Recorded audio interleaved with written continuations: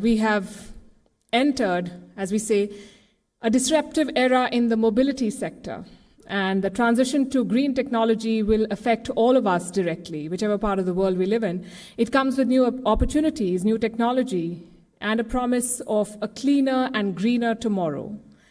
E-mobility, I have to say, is a rather exciting idea, and there's a lot to discuss there. So without any further delay, allow me to introduce you to Session 3 of the WION Climate Summit.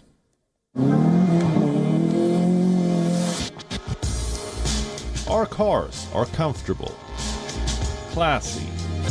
Sometimes they are also cost-effective, but rarely are our cars climate-friendly. The cars we drive climate change.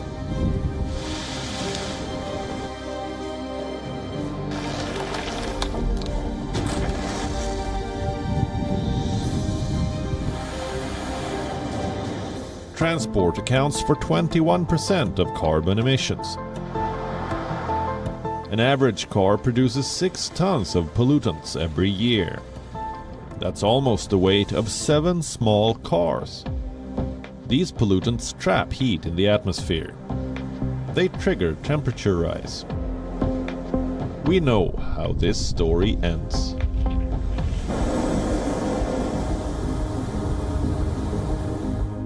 So why not hit the brake?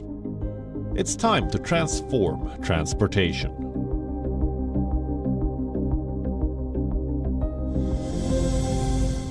Session 3: Beyond Mobility. The dialogue partners for this session are Casper Ralls, Chief Data Officer of Benchmark Mineral Intelligence. Mahua Acharya, MD and CEO of Convergence Energy Services Limited. Svein Tveitdal, Director of Klima 2020. Moderating this session is Jasper Reed, News Presenter at WION.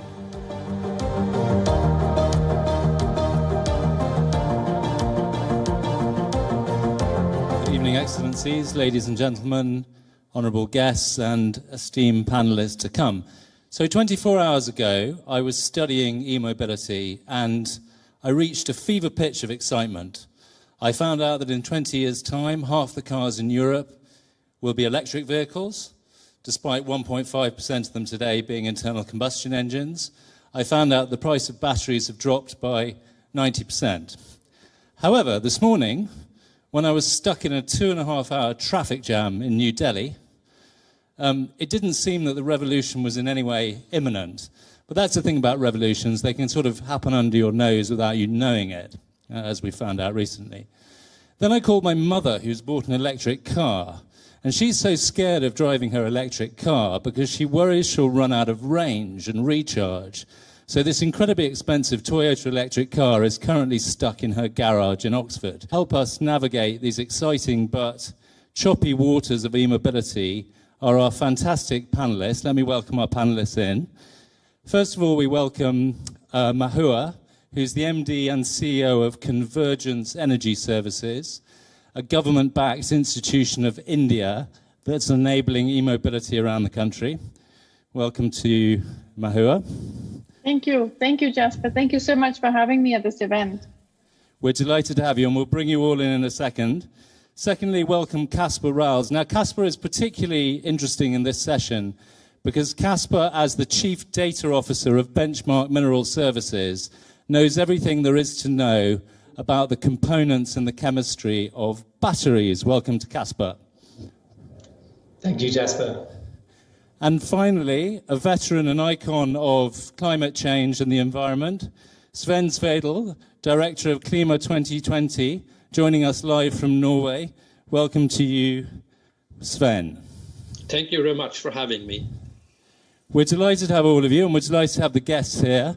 This is the sort of graveyard shift, as they call it, so I'll wander around and hopefully make this a little higher energy. Question to everybody in the audience. Who understands the workings of an internal combustion engine? No? No one? Who understands the workings of a battery-operated electrical vehicle or EV? Right. Well, good news is on hand, and we're going to start this debate with Caspar, who knows everything there is to know about the chemistry of batteries. So before we get going and we wander through this debate with your help and with the panelists' help, we're going to ask Caspar Ralls to explain to us the basics of what powers the powertrain of an EV. We know that half of the cost of an EV is a battery, and so Caspar's going to unpack the chemistry and the engineering of the battery. Over to you, Caspar. Thank you, Jasper. Just to say thanks to you and the WION team for inviting Benchmark to take part in this event. So when we're talking about lithium-ion batteries, I think most people have heard of lithium-ion batteries and think of that as the platform technology that will enable all of this. But actually, within lithium-ion itself, there's a number of different battery chemistries or flavors, recipes, however you want to look at it. And most of that variation is within the cathode. So there's two parts. There's the anode and the cathode within the lithium-ion battery, and the cathode is where you see the biggest variation. Now, when we're talking about mobility, there's two main chemistries really that we need to focus on. One of those is called LFP, or lithium iron phosphate. That is that contains the cathode contains lithium and iron phosphate, funnily enough. And that is kind of a cheaper in terms of cost of raw materials battery. And it's a very good, stable technology. It's been around for a long time, but it's slightly less energy dense than the other chemistry I'm about to talk about, which means that for the same volume of pack, you drive a slightly shorter range. Now, there's ways around that. It is a popular chemistry, but that's one. And the other one that we need to focus on is like a nickel-based chemistry. And these are called NCM, nickel, cobalt, manganese, or NCA, nickel, cobalt, aluminium. And that's what they're made up of. And those chemistries are more energy dense. So you can drive a larger range for the same volume of cell. Volume is what is important in an EV and weight. And within that NCM category as well, you have kind of low nickel, high nickel, and mid nickel. And the higher the nickel that is, generally speaking, the more range you can drive, the more energy dense the battery is the term that we use. So they're the kind of main chemistries in mobility. Outside of that, there's some other chemistries that are used. For example, on your smartphone, you have something called LCO, which is lithium cobalt oxide. And that is very rich in cobalt and serves the needs of like a smartphone or a laptop very well. Caspar, that's fantastic. I hope we've all got that. There'll be a test at the end to make sure that that's all covered. Of course, most people in this room will know that post-Ukraine, the price of nickel has gone up by 100%. You may also know that 75% of the world's cobalt supply sits in one country, the Democratic Republic of Congo. Yeah? We'll come on in a second to the sourcing of these materials, but clearly, and in the current age, energy security is very important. Let's pan the camera out, if we can, a little bit, Mahua. You have an awesome responsibility to enable the infrastructure and power up EVs across India. This is a question for you, Mahua, and then on to Sven. Where do you stand today in terms of where we're at in the development of the EV cycle? Are we halfway? Are we all the way? Are you optimistic? Are you pessimistic? Just give us a kind of view from the bridge, if you could. Sure. Thank you. Firstly, thank you, Jasper, for having me at this event and the WION team. Where are we on the EV cycle? If there were a hockey stick kind of situation, I would say this is where we are right now. There's a number of things going on. There are discussions going on supply, on financing, on manufacture, on what do we do with the batteries once they're done with their life in the transport business. How do we dispose these batteries? And then there's, of course, discussions going on pollution. To what extent can we incentivize more electric vehicles on the road? And then, of course, the big discussion is around, or a discussion that keeps going on, is to do with charging stations. Do we have enough of them? And when will we have enough of them? And once we do have enough of them, have we got it right on the technology? That's changing very fast. And then the big discussions that are not going on in public, but I know they are causing a lot of concern to manufacturers, is where does the supply come from? And so a lot of upheaval and possible volatility in prices, as you just said as well, thanks to the situation in Ukraine, we've got a lot of volatility in the market. So there's a lot going on in India. the federal government or the central government is doing a significant amount of work in pushing electric vehicles, putting that through front-ended subsidies, complemented by state governments. As I speak, there are about 16 or 17 states with EV policies in place, and about 5 or 6 more that are still drafting theirs. So it's a very aggressive period for electric vehicles. And I'm seeing more and more the beginnings of a discussion around passenger vehicles, meaning customer vehicles like the ones you're saying that your mum has in her garage.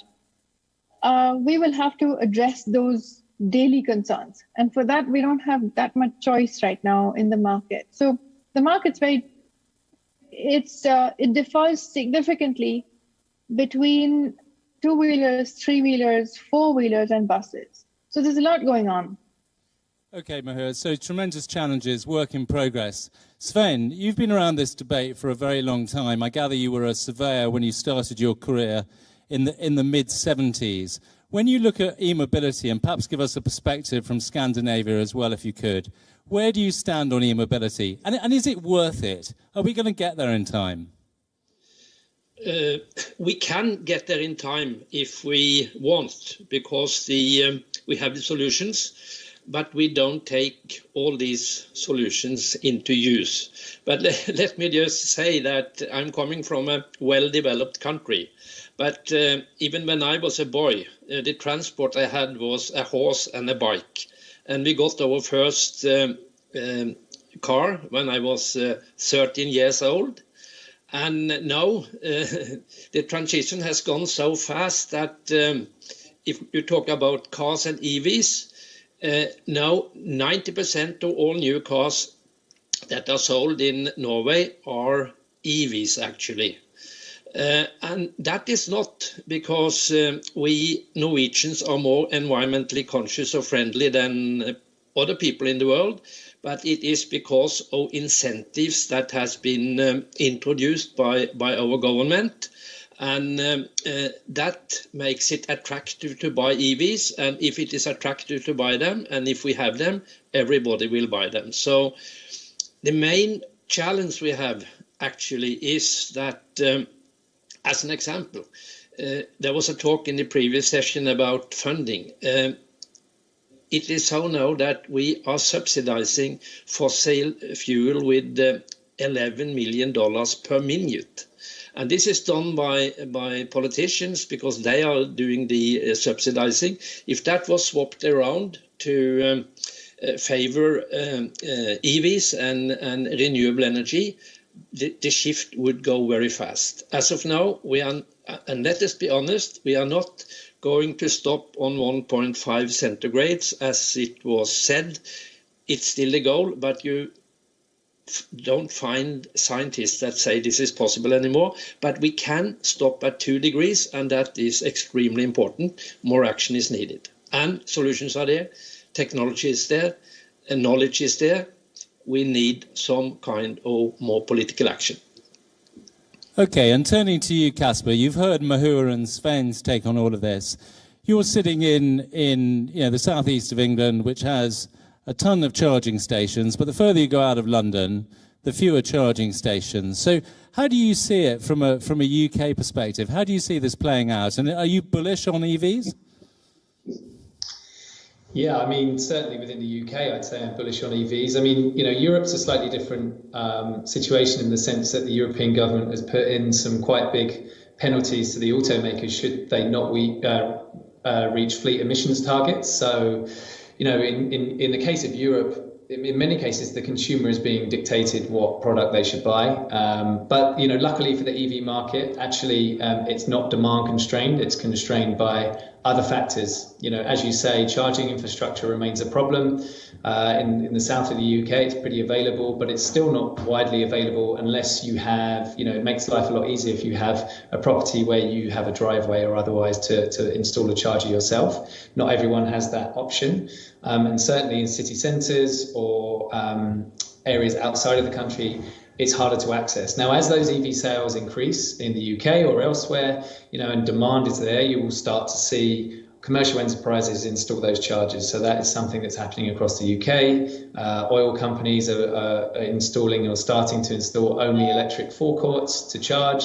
And you're also seeing other enterprises set up charging infrastructure outside of towns or nearby, or of course on sort of motorways and highways. So that will in some ways be answered by demand from the consumer. You know, companies will be there to serve that, and there'll be a business model which allows for it.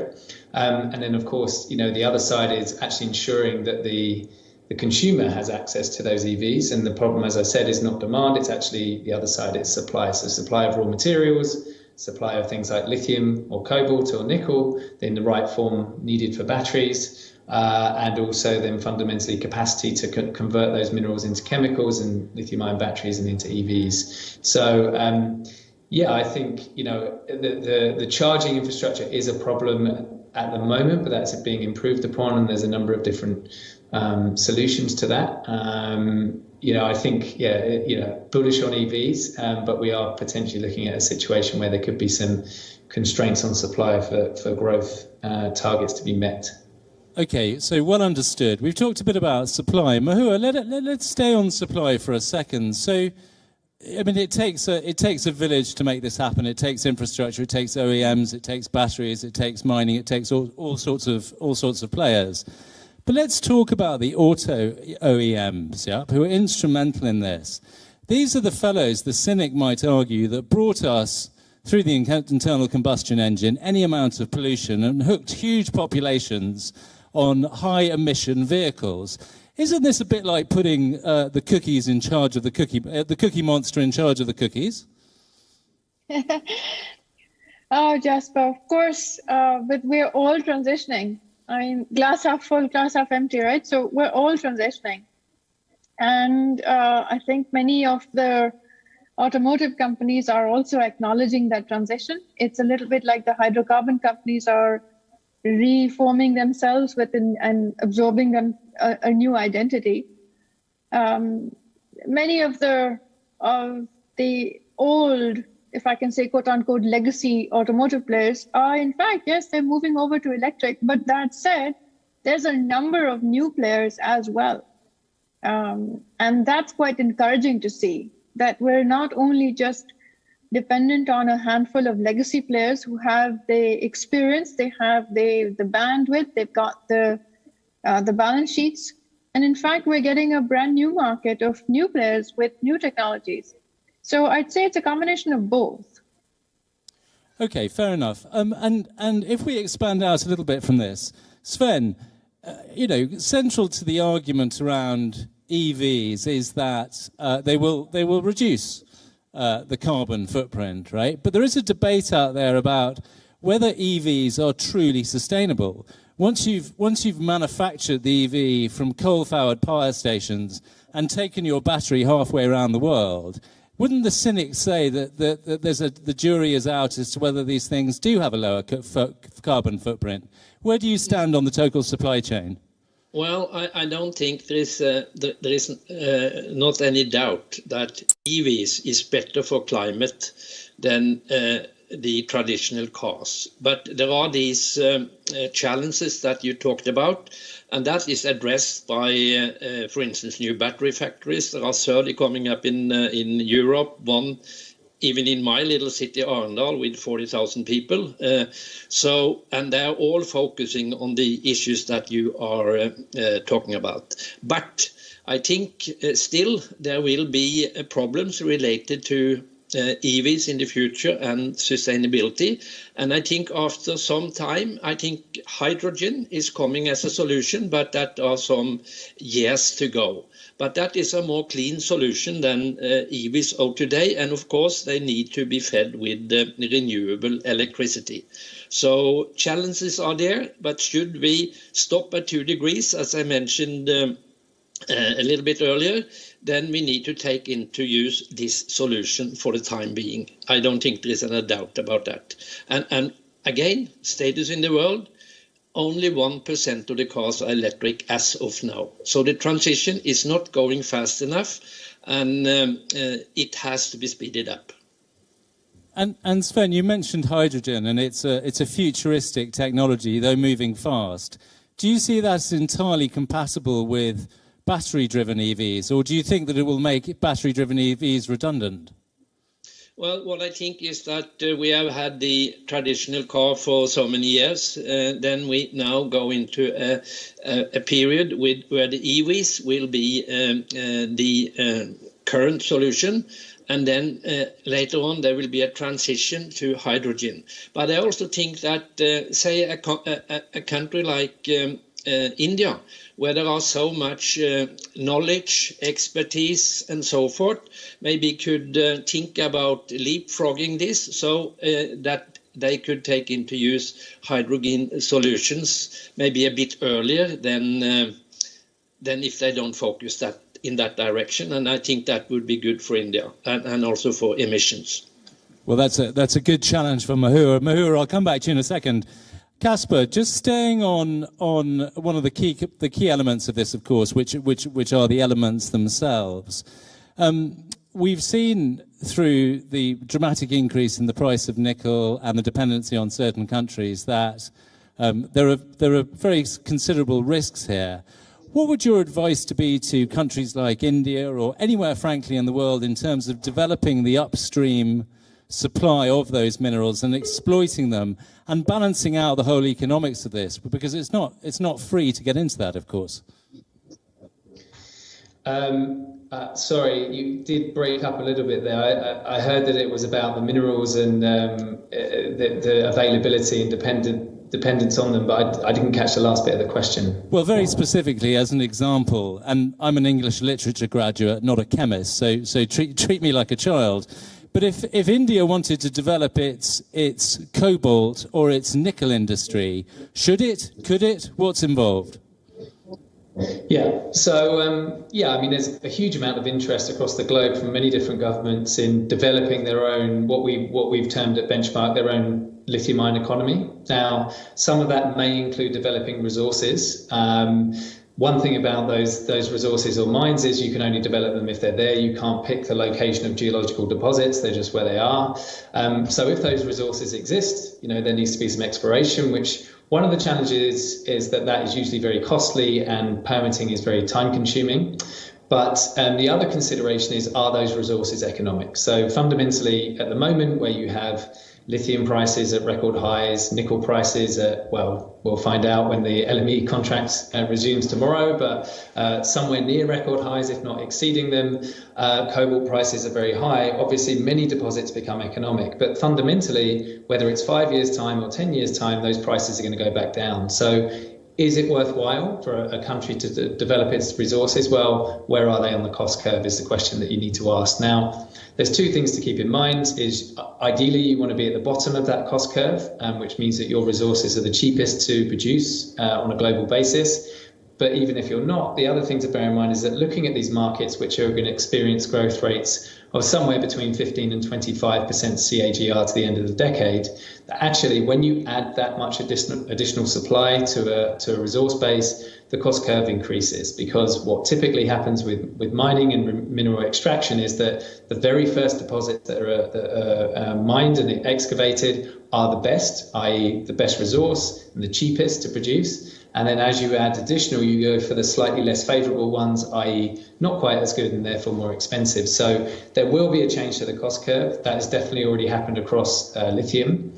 And that will likely happen across the other minerals as well, as we need to add, as I say, somewhere between 15 and 25% growth rates annualized over the next 10 years for all of these markets. But, I guess the really fundamental thing is security of supply. So actually getting access to these minerals. You don't have to do that by developing a domestic mine. You can set up agreements with other regions. You can attract commercial enterprises to your country that will secure those minerals not on your behalf, but as a commercial enterprise will secure those minerals, and then theoretically you get access via proxy. So there are kind of many ways to deal with it. Perhaps for some regions, yes, developing domestic mines and resources works, but I think as a very, very minimum, you need to ensure that you have the midstream supply, so chemical processing and refining, cell production, EV or vehicle production, and then finally, of course, a really important part is the recycling, because if you don't have those minerals domestically and you're importing them,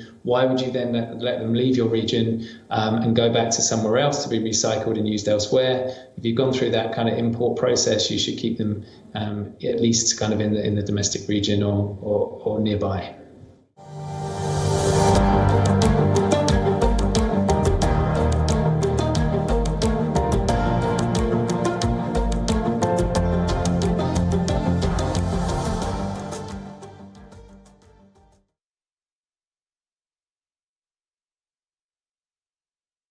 Consumer being persuaded that it's all worth it.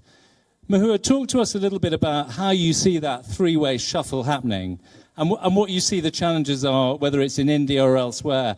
And are there countries, let's say from an India standpoint, that you think manage that three-way transaction particularly effectively? So 3 parts to that question. I would add in your business category, I would add financiers. We don't, at least in India, we don't have an active debt market for electric vehicles. Our banks, or at least our mainline banks, are still conservative and apprehensive to lend to this new sector. And so that causes a fair bit of concern. We're unable to deploy at the level of scale that we need. So in that business category, I would split that up into financiers and the OEMs, as they call the original equipment manufacturers, the bus companies and the auto companies. So this needs then, the fundamental in this arrangement is some sort of risk mitigation that works for all 4 players. What does the consumer want? The consumer wants some answer to range anxiety, and that will perhaps overcome this decision making at the time of purchasing a vehicle.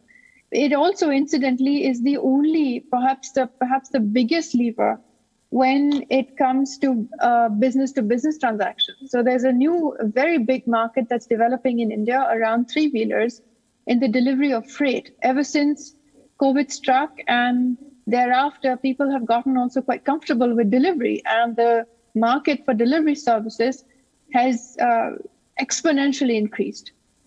And they're very, very sensitive to financing. The needs for financing are very big. The needs for charging infrastructure are very big. So a certain element of risk mitigation then is necessary across these 4 players. What does a financier want? They want the assurance that they get paid. Our public transit agencies are moving over, in fact, I would say transforming so rapidly to electric vehicles when their own financial health is in a bit of stress.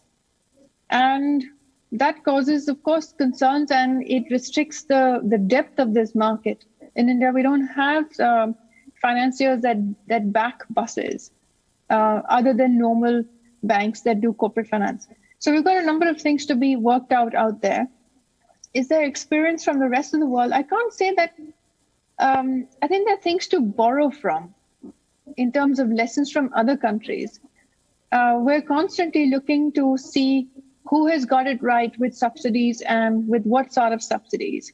We're always looking at battery efficiency and what that really looks like. So I think there are things to pick from other countries. There are some very significant challenges ahead, and I would call these risks, so to speak. I think there was some discussion around supply. Where will our supply come from? We don't have as much supply, not just risk around supply and purchase of minerals, but also just in the supply chains. We don't have as much supply of the other equipment or manufacturing abilities.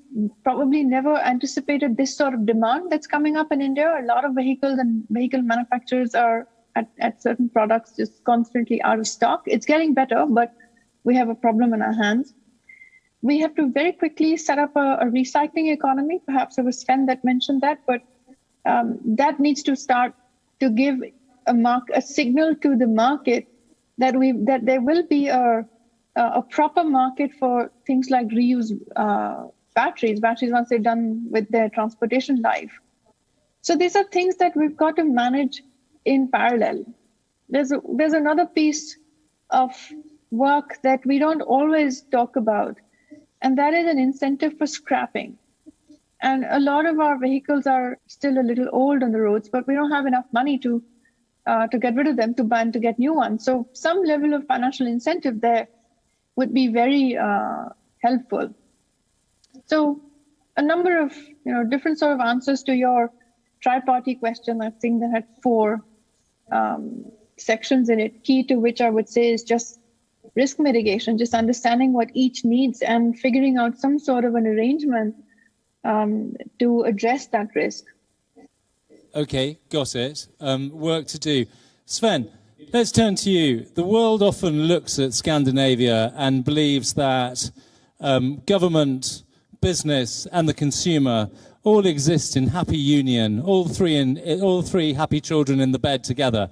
Is this true? When it comes to EVs, is it true? We are not right there now, but on EVs we have done a lot. On oil exploration, we still want to continue and exploit more oil than the world can have to reach goals. But take it from the individual perspective. As we have so many new EVs in Norway now, I can say that I don't know any Norwegian that would like to buy a traditional car when they have used an EV car as their first car. So there is no doubt about that. The individuals, they would like to go for EVs if they are not too expensive and whatsoever. So if we had time, we could have left all these complex questions to the market, because then we would have these EVs there not in maybe 10 years, but in 20 or 30 years. But currently, the global temperature is increasing by 0.2 centigrades per decade. So we don't have that time. And that means that, and if you then go to the business, they will produce more if they have the incentives, but those incentives are not there. So unfortunately, there is a need for the politicians to make the market function, and we are not there yet. So, but I think that will be needed. That will be needed in the international climate negotiations and so forth. And the other panelists here that talked about funding and so forth, it is of course clear that we that live in the rich world have to help this transition to go fast in the developing world, and I talked about even leapfrogging. But if you go to another part of the world that will, in the end of the century, be 3 billion people or more, Africa, I think they are in a even more challenging situation than India today, that I think have the resources to deal with this issue in a much better way, and also make that part of their economic development positive. Well, I mean, it's an awesome achievement, what's happened in Norway. I wish there were more Norwegians on my work run this morning. But you should come over here and start driving around. But there is one thing. We've heard from everybody that this is literally a burning platform. Aren't we faffing around here a bit, Sven? Right? You talk about provocations, we talk about nudging people, etc. Don't you think there should just be a blanket insistence that from government that people drive? As I said initially, is that the reason why we have so many EVs in Norway is not that we are more environmentally friendly, but that in this case we had a lot of incentives. We could park for free, we could take the taxi lane, there was less tax and so forth, and that was sufficient so that it was a good economic choice to buy an EV. But if you now go back to the politicians in Norway and ask, because it has had a cost, if you go back to them now and think that they did the wrong thing 10 years ago and they boosted this, everybody will say that we did the right thing. So that is something that maybe other countries can learn from. Fair enough. Just a quick announcement. For those waiting, the Honourable Minister Nitin Gadkari, he's slightly delayed, but he is on his way. So if you can just put up with us for a little while longer in this fascinating panel. Casper, let's turn to you. Why do people, and I know we've talked very much about cars and vehicles, we haven't talked about aviation, maybe we'll have a bit more time on that. But when it comes down to the consumer purchases, there are those, let's say, in places like Norway where the purchase might be a lot to do with motherhood and apple pie, doing the right thing, a social conscience, all those things, right? For others, it's not that simple. And if life was that simple, we wouldn't, there'd be no sin in the world. But to cut to the chase, Casper, how do we get consumers to get more vavavoom out of this purchase? How do we put sex appeal into these EVs, right? How do we sell them in the way that Louis Vuitton sells handbags? Because at the moment, you get the sense when I talk to consumers that it's not that an exciting purchase. It might be a morally right purchase. What's your view on all that?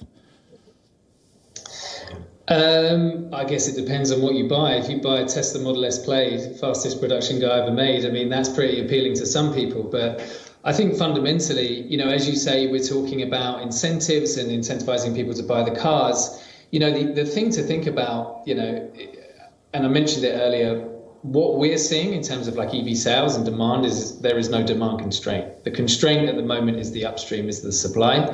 And if governments actually think that incentivizing via financial methods or otherwise could get us there quicker, that's great. But the challenge is that the supply chain is not going to be there to supply the minerals or supply, there's going to be some kind of component constraint. Now, we've seen how that plays out to some extent with the semiconductor shortage, which has meant that automakers more generally haven't been able to produce the cars they hoped. And I think, that's not the only solution. There's many, many pieces of this whole supply chain that need to happen all together to be able to get to the targets that we're hoping for. Now that, part of that is incentives, that definitely helps. And as we've been discussing on the panel, that's definitely helped in Norway and being a major part of it. But also you need solutions across the value chain. So attracting refining capacity, attracting cell manufacturers, attracting investments into raw materials and mines. There's many pieces to make this solution come together. So I don't know if it's a case of necessarily making it more appealing. I think, as I say, demand is pretty good. There's a lot of social conscious out there, as you say, in terms of doing the right thing and buying that more sustainable option. But you need, a huge amount of work across global governments, private industry and consumers to get to where we want to be, which is of fundamentally reducing the impact of climate change as quickly as we can. Okay, and turning to India and Mahua, we've talked a lot about nudge incentives, financial incentives, social incentives, all these things. What about disincentives? Why do we drive around and see single people driving large cars? Why aren't we forcing people to put 4 people in a car or making them cycle to work and all that? Aren't we actually making the problem bigger by insisting on everybody having cars and scooties? No, it's a very difficult situation, especially since many of our cities in India are still relatively unplanned. We also don't have a social system where people would want to go or want to walk to office. For the most part, the weather conditions are not perfect. They're not conducive. There are pockets in the country where cities are, in fact, doing more things like sidewalks, building more public transit. But then because, again, our cities are relatively unplanned, even inserting public transit is a very difficult and challenging exercise. So in the middle of that, and especially when a country that's breaking out of poverty at levels constantly, this social aspiration of owning a car is difficult to get past. So one has to deal with that reality that people are going to move into cars. They're going to move in from two-wheelers into vehicles. And so we, at some level, I think you just have to accept that reality that is going to happen. Now, in parallel, we build things like public transit. We urge people to walk, but really that's not likely to happen as much. And we do several other things as well. But quite frankly, and quite honestly, I think this system in some of these countries and in some of these densely populated countries, in some of these countries that are slightly less organized, and for example, compared to Scandinavia or in fact anywhere else in Europe, the reality is that you have to work in that system. And so one relies on the market. One, of course, waits for the government. The government is still very much at the wheel. But one relies then quite heavily, when it comes to deployment, one relies on the market. So we rely on market incentive. The cost of diesel is volatile right now. And right now, as we all speak, it's very bad. And the cost of petrol is only going up. And so as consumers, and by consumers, I don't just mean individuals, but also businesses, as they get more and more sensitive to this, I think some of the shift will just come naturally. So I'm a big proponent generally of having the market pick up something without, of course, losing sight of things that we should be doing, including making our cities a lot more, better planned and more conducive to public transit and clean public transit. Okay, and I think a consistent theme from the panelists today is the power of the market and letting that bring its own influences to bear. Sven, Mahua mentioned one thing, which was ownership. You know, this sort of visceral need to own your car. You own a watch, you then own a car if you're lucky, you own a house if you're even luckier.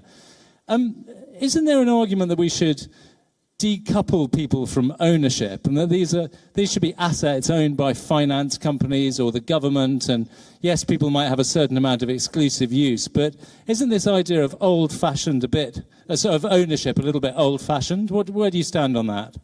Yeah, of course, that is also here in Norway. We also have these shared companies that are sharing cars, organizations that are sharing cars, promotion, or have there are. It was mentioned that you had only one person in the car. In Norway, if you have only one person in the car, you're not allowed to drive in certain lanes and so forth. So it is possible, and it is a good thing for politicians and government to set up some rules here that are in a way helping a little bit on the problem.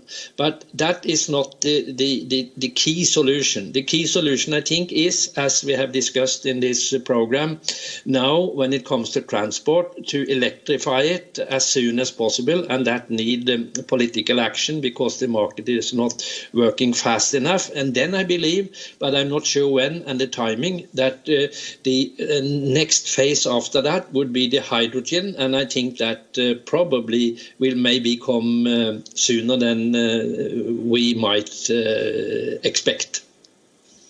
Okay, and staying on sort of innovative ways for the problem to be solved, Kasper, going back to the chemistry of all of this, is there a kind of big leap forward waiting to happen? Is there the equivalent of fusion versus fission happening in batteries that's going to kind of change the game entirely? And who's doing it, and how long is it going to take? Yeah. So unfortunately, there is nothing around the corner that's going to fundamentally change the cost, or let's say the performance of batteries in the immediate term.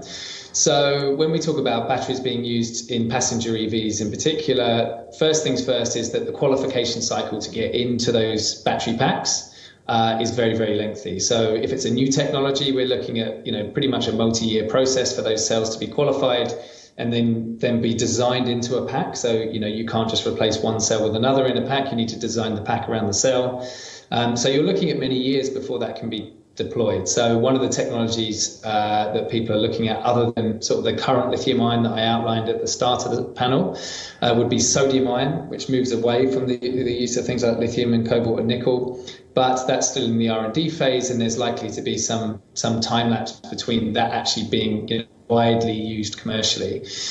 And then as a superseding technology, which should see kind of a significant step up in energy density terms, which is important in terms of range, and perhaps even charging speed is one of the fundamental things that people are worried about. If you can charge in 3 minutes, the same as filling up your car with petrol or diesel, then lots of those range anxiety concerns go away. And as I say, a longer range as well. Would be something called solid state. Solid state batteries actually use very similar minerals to the ones we use today, or at least the kind of market leaders in terms of developing them are using cathode containing nickel, cobalt, manganese. And then the big change is the anode. At the moment, the plan would be to use lithium metal, and that would replace something like natural or synthetic graphite. So There's a number of different companies developing that all over the world. There's many, I guess, the kind of household name that people perhaps are aware of is a company called QuantumScape. But there's many companies developing that, and that's actually still something which has a long R&D road to go down before it's to be deployed, or in our opinion anyway, to like widespread use in like commercially in EVs in particular, where cost is a very important metric. So we're looking at that being used sort of later in the decade, towards the 2030s. So yeah, unfortunately, there's nothing around the corner that's going to fundamentally change these supply chains. Partly because of the long qualification requirements. If you think about recalls in the auto industry and the cost associated with those, particularly with something like a battery pack, which is, if you think the cathode makes up 50% of the cost of the cell, and the pack about 40% of the cost of the vehicle, so it would be a very costly recall. So there's lots of trepidation in deploying untested technologies. Okay, but nonetheless...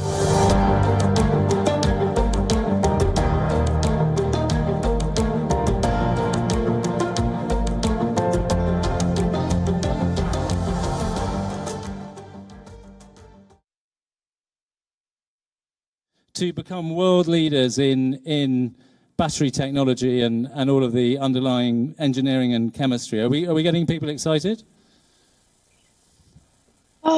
Yes, but I think we've started that discussion. And like everything, these discussions are still very much scattered. Some of our engineering schools have set up EV cells. We've been in discussions with them to incentivize doing a little bit of R&D on that. They've been discussing topics. So I can't say confidently that we've done a lot, but I can definitely say confidently that we have certainly started these discussions. And for one, many of our leading technology universities have indeed set up EV cells, which is a very big thing. It's already a very big thing. We've got courses, there are dedicated courses on electric vehicles. I can't comment too much on the course material, but there are chunks on technology. Have we moved that from the classroom to the lab, which is perhaps what we need more of? I'm confident that we will get there, because that need is arising. The second level of need, if there ever were to be levels of need, is like we were saying, the supply issue and security of supply, battery technology, and to what extent can we indigenize that fuel. And there's a lot of incentive also at the central level or the federal level that is giving the right market signal. So I'm confident that we will get there. We've had a history of deep technology, a history of deep science. So I'm fairly confident we'll get there. Well, that's great. And we applaud all of your optimism. And Caspar, feel free at any time to come out to see us in India to exchange knowledge around chemistry with all our young engineers and chemists. A huge thank you to all of our panelists, to Sven from Norway, Caspar from London, and the wonderful Mahua from New Delhi. Thank you much. Thank you very much, everybody. And thank you to our audience. Thank you. Thank you.